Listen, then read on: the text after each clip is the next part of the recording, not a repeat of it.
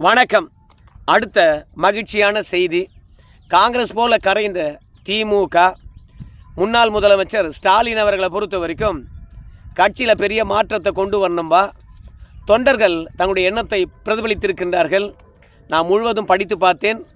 லண்டனுக்கு போயிட்டு வந்து அதை சரி செய்வோம் அப்படின்னு சொல்லிட்டு போயிருக்கிறாரு. நீங்கள் சாதாரணமாக பார்க்கும்போது அதிமுக தான் கரைந்து கொண்டு வருது அப்படின்னு நீங்கள் சொல்லுவீங்க.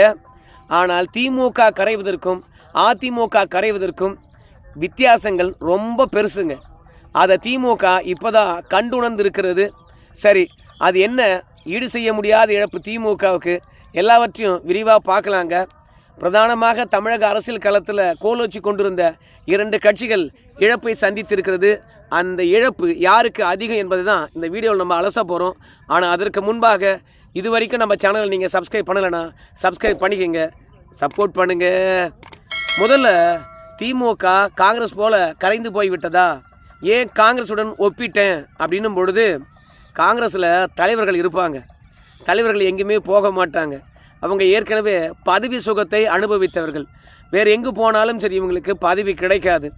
இவங்கெல்லாம் களத்தில் செயல் வீரர்களாக கிடையாது, வாய்ச்சொல் வீரர்கள். எங்கேயாவது மீடியாவில் பேட்டி அளிப்பார்கள். அப்புறம் கட்சியில் இருக்கக்கூடிய அடுத்த கட்ட தலைவர்கிட்ட சண்டை போடுவாங்க. உட்கட்சி பூசல் உச்சமாக இருக்கும். இதுதான் காங்கிரஸினுடைய ஹிஸ்ட்ரி. ஆனால் தொண்டர்களே இல்லாத ஒரு கட்சி என்றால் காங்கிரஸ் தான். அதே மாதிரி தான் இன்றைக்கி திமுக தொண்டர்களே இல்லாத ஒரு கட்சியாக மாறி இருக்கிறது. தலித்தை மாவட்ட செயலராக போடணும் அப்படின்னு திமுக நினைத்தது. அதுக்கு காரணம் தலித்து வாக்குகள் தமிழக வெற்றி கழகத்துக்கு போச்சு. மீண்டும் நாம் தலித்து வாக்குகளை நமக்கு சாதகமாக மாற்றணும்னா குறைந்தது தமிழ்நாட்டில் 20 மாவட்ட செயலர்களாவது தலித்துகளாக போடணும் அப்படின்னு திமுக முடிவெடுத்திருக்கிறது. ஏற்கனவே தலித்து தொண்டர்களும் தலித்து நிர்வாகிகளும் நம்மக்கிட்ட இல்லை என்பதனால தான் அந்த முன்முயற்சியை திமுக எடுக்குது. ஆனால் களத்தில் போய் பார்க்கும்போது தான் திமுகவுக்கு வாக்கு வங்கியே கிடையாது. ஏற்கனவே திமுக தன்னுடைய செல்வாக்கு குறைந்திருக்குது என்பது மட்டும் உணர்ந்திருக்கின்றார்கள். எப்படி உணர்ந்தார்கள் என்று பார்க்கும்போது, தமிழ்நாடு முழுவதும் கலைஞர் பிறந்தநாள் விழாவை கொண்டாடினாங்க. காசு கொடுத்தா கூட திமுக பொதுக்கூட்டங்களுக்கு ஆட்கள் வர்றதே இல்லை. ஏன் இந்த நிலைமை அப்படின்னு பார்க்கும்போது, சினிமா கவர்ச்சி காரணமாக விஜய் பின்னாடி ஓடிடுறாங்க. விஜய் கட்சிக்காரங்க பொதுக்கூட்டம் போட்டால் அங்கே போய் உட்காந்து கேட்குறாங்க. திரை கவர்ச்சி எல்லாமே சரியாயிடும் அப்படின்னு திமுக நினைத்தது. ஏன்னா ஆளுங்கட்சியாக இருக்கின்ற பொழுது உங்களுடன் ஸ்டாலின் திட்டம், அது மட்டும் இல்லை, வீடு வீடாக போய் நம்ம திமுகவுடைய நலத்திட்டங்களை சொல்லி திமுகவில் உறுப்பினராக சேர்த்தாங்க. மிஸ்டு கால் கொடுத்தோ இல்லை இணையதளம் மூலமாக தன்னை திமுக இணைத்து கொள்ளுகின்ற நிகழ்வோ திமுக செய்யலை. டோர் டு டோர் போய் கதவை தட்டி திமுக சாதனைகளை சொல்லி கட்சியில் உறுப்பினராக சேர்த்தாங்க. கட்சியில் உறுப்பினராக சேர்ந்த பிறகு நம்ம ஸ்டாலின் அவர்களுடைய நலத்திட்டத்தை வெளிப்படுத்தும் விதமாக உங்களுடன் ஸ்டாலின் திட்டம் என்ற ஒரு ஸ்டிக்கரை ஓட்டிட்டு வந்தாங்க. இப்படி ஆளுங்கட்சியாக இருக்கின்ற பொழுது அதிக உறுப்பினர்களை சேர்த்தது திமுக தான். ஆனால் களத்தில் இறங்கி இன்றைக்கி கணக்கெடுக்கின்ற பொழுது 35% திமுக பாரம்பரிய வாக்கு தவேகாவுக்கு போயிருக்குது. இப்போது அதிமுகக்குள்ள நிர்வாகிகள் ஒவ்வொருத்தராக போயிட்டுருக்காங்க. ஆனால் எந்த நிர்வாகிக்கு பின்னாடியும் தொண்டர்கள் போகவே இல்லை. இன்றைக்கும் தொண்டர்கள் தவேகா திமுகவுக்கு எதிராக இருக்காங்க, கொலவெறியில் இருக்காங்க. அதிமுக எப்போதுடா தேர்தல் வரும், 2ல் 1 பார்த்துலாண்டா அப்படின்னு தான் அதிமுக தொண்டர்கள் இருக்கிறாங்க. நம்ம வெற்றி பெறுகின்றோமோ இல்லையோ, ஆனால் தவேகாவுக்கு எதிராக திமுகவுக்கு எதிராக தன்னுடைய எதிர்ப்பை பதிவு செய்துவிட வேண்டும் என்று அதிமுக தொண்டர்கள் இருக்கிறாங்க. நீங்கள் சமூக வலைதளத்தை பார்க்கலாம், இல்லை மெயின்ஸ்ட்ரீம் மீடியாவில் பார்க்கலாம். கட்சி தாவுகின்றவர்களை பற்றி நேரடியாக போய் கருத்து கேட்கின்ற பொழுது அவங்கெல்லாம் சுயநலவாதிகள், பதவி எதிர்த்து போனவங்க, 2வது பணத்தை காப்பாற்ற போனவங்க தான் அதிமுகலேருந்து போயிருக்கிறாங்க. எங்கள் போல தொண்டர்கள் தவேகா பக்கம் தாவவே இல்லை அப்படின்னு ஆணித்தரமாக அடித்து சொல்கிறாங்க. ஆனால் அதிமுகவில் இருக்கக்கூடிய வாக்கு தவேகாவுக்கு போயிருக்கா இல்லையா அப்படின்னு பார்க்கும்பொழுது, கடந்த தேர்தலில் நம்ம திமுகவை தோக்கடிக்க முடியாது, தவேகா தான் தோக்கடிக்கும் அப்படின்னு நினச்சி திமுகவுக்கு எதிராக தவேகாவை கொண்டு வருவோம் அப்படின்னு சொல்லிட்டு அதிமுகவினர் கண்டிப்பாக தவேகாவுக்கு அதிகமாக ஓட்டு போட்டிருக்காங்க. ஆனால் வந்தவங்க திமுகவை ஒழிப்பாங்க அப்படின்னு நினச்ச அதிமுக தொண்டர்களுக்கு அவங்க அதிமுகவை அழிக்கிற வேலையை பார்த்த உடனே இவங்களுக்காக ஓட்டு போட்டோம் அப்படின்னு சொல்லிட்டு அதிமுக தொண்டர்கள் தவேகாக்கு எதிராக கோலவரியில் இருக்கிறாங்க. திமுக தீய சக்தி என்று சொன்னதுனால, அம்மா பேசுகிற மாதிரி எம்ஜிஆர் பேசுகிற மாதிரி விஜய் பேசுறதுனால நிச்சயமாக திமுகவை கருவறுப்பார் அப்படின்னு நினச்சிக்கிட்டு தான் எல்லா அதிமுக தொண்டர்களும் தவேகாவுக்கு ஓட்டு போட்டாங்க. ஏன்னா ஊடகமானது விஜயை ரொம்ப பெருசாக காட்டுச்சு. வீழ்த்த முடியாத தலைவராக பெரும் கூட்டம் விஜய்க்கு கூடுது, வேறு யாருக்குமே கூட்டம் இல்லை அப்படின்ற அளவுக்கு சித்தரித்து விட்டார்கள். 5 ஆண்டு காலமாக அதிமுக எதிராகவே விவாதங்கள், எடப்பாடி பழனிசாமி சர்வாதிகாரி போலவே காட்டினாங்க. ஸோ அதனால் அதிமுக வெற்றி பெறுவது கடினம்தான் என்று அதிமுக தொண்டர்களே நினைத்ததுனால, எப்பவுமே சரி நம்ம தமிழ்நாட்டில் ஒரு வியாதி இருக்குது. என்ன வியாதி என்றால், வெற்றி பெறுறவங்களுக்கு ஓட்டு போடுவோம் அப்படின்ற ஒரு வியாதி இருக்குது.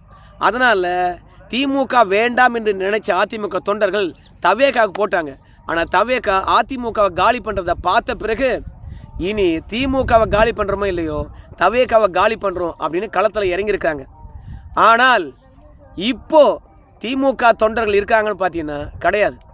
திமுகவுடைய பாரம்பரிய ஓட்டும் தவேகாவுடைய பாரம்பரிய ஓட்டும் ஒன்று சிறுபான்மையர், இன்னொன்று தலித். ஓபிசிகளை பொறுத்த வரைக்கும் அந்த அளவுக்கு திமுக மீது பெருசாக பாசமெல்லாம் வைக்கல. அதனால் களத்தில் இன்னைக்கு காங்கிரஸ் போல தொண்டர்கள் இல்லாத ஒரு கட்சியாக திமுக மாறி இருக்குது. மொத்தமாக 35% நிர்வாகிகள் அதிமுகவிலிருந்து அணி மாறி இருக்கின்றார்கள் தவேகாவுக்கு. அதுவே திமுகவில் 35% தொண்டர்கள் தவேகாவுக்கு தாவி இருக்கின்றார்கள். வேறு இல்லாத மரம் வாழாது.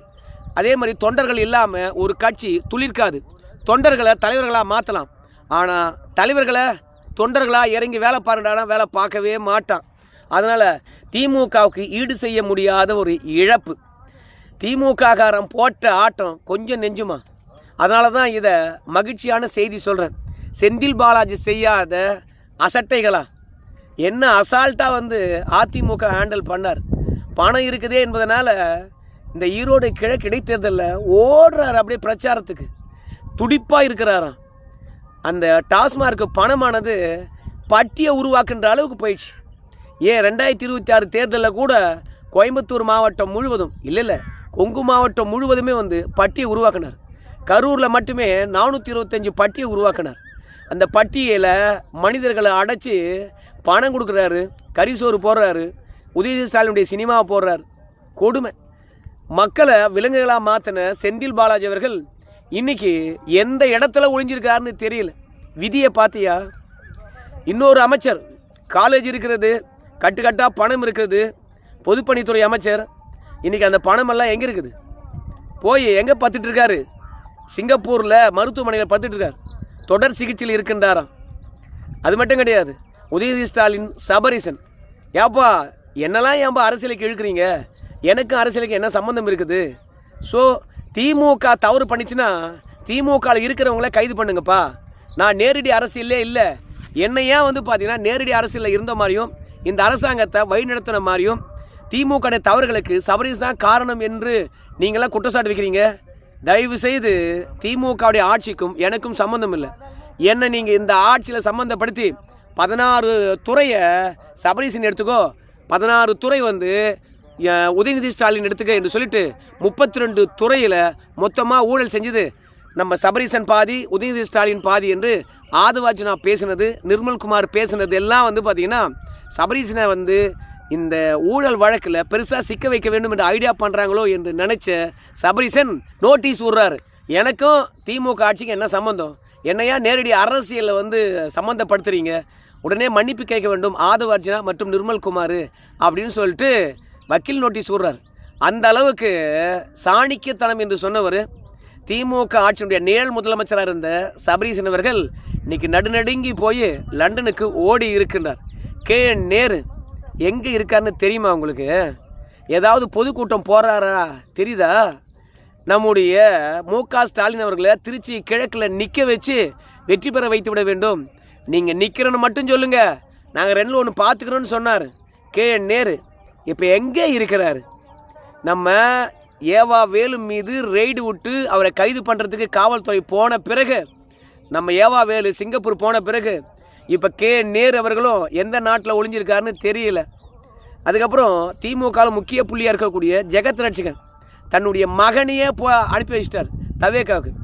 அங்கே கொஞ்சம் போய் கட்சி நிர்வாகிகிட்ட சொல்லி ஜெகத் ரட்சகன் மீது எந்த வழக்கும் போடக்கூடாது, கையும் வைக்கக்கூடாது, கொஞ்சம் காப்பாற்றுப்பா அப்படின்னு சொல்லிவிட்டு நான் திமுகவை பார்த்துக்கிறேன், நீ தவேகாவுக்கு போய் வான்னு சொல்லிட்டு தன்னுடைய பிள்ளையை அனுப்பி வச்சிருக்கின்றார். ஆட்டம் போட்ட சேகர்பாபு எப்படியெல்லாம் பேட்டி கொடுப்பாரு. இன்றைக்கி சேகர்பாபு எங்கே இருக்கார்? அனிதா ராதாகிருஷ்ணன் அவர்களுடைய கைதை அராஜகம் என்ற ஒரு வார்த்தையோடு முடிச்சுக்கிறார். அதுக்கு பிறகு இந்த ஆட்சி பற்றி சொல்லுங்கன்னா வேணாம் நீ அங்கே போய் கேளு அப்படின்னு சொல்லிட்டு வேறு ஆள்கிட்ட தள்ளி விடுறார். அவரும் வீட்டில் போய் முடங்கி இருக்கின்றார். எங்கே பிரியா முதலமைச்சரை கூட சந்திக்காமல் எனக்கு கால்வலி அப்படின்னு சொல்லிட்டு அரசியல் நாகரிகம் தெரியாமல் மரபு தெரியாமல் முதலமைச்சர் விஜய் அவர்களை சந்திக்காமல் புறக்கணித்த சென்னை பெருநகர மேயர் பிரியா எங்கே?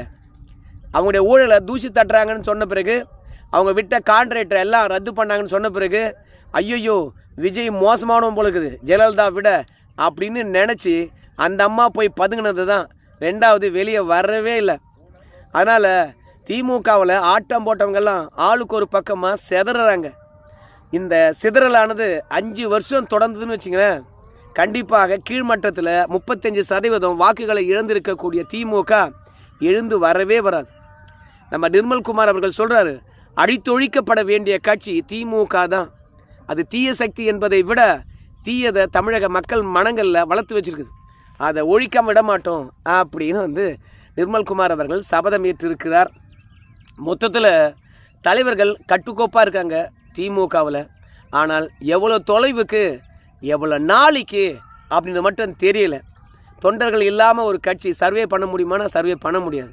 இந்த தமிழகம் நாசமானதுக்கும் இந்து மக்கள் அனாதையாக இருப்பதற்கும் கோயில்கள் சர்ச்சையாகவும் கோயில்கள் மசூதியாகவும் மாறுறதுக்கும் இந்து கடவுள்கள் இழிவுபடுத்துவதற்கும் சிறுபான்மையர் கூட சனாதனத்தை ஒழிக்கணும் என்று சொல்லிட்டு இன்னொருத்தர் நம்பிக்கையை கேவலமாக பேசுவதும் இந்த திமுகவனுடைய கலாச்சாரத்தினால்தான் வந்தது.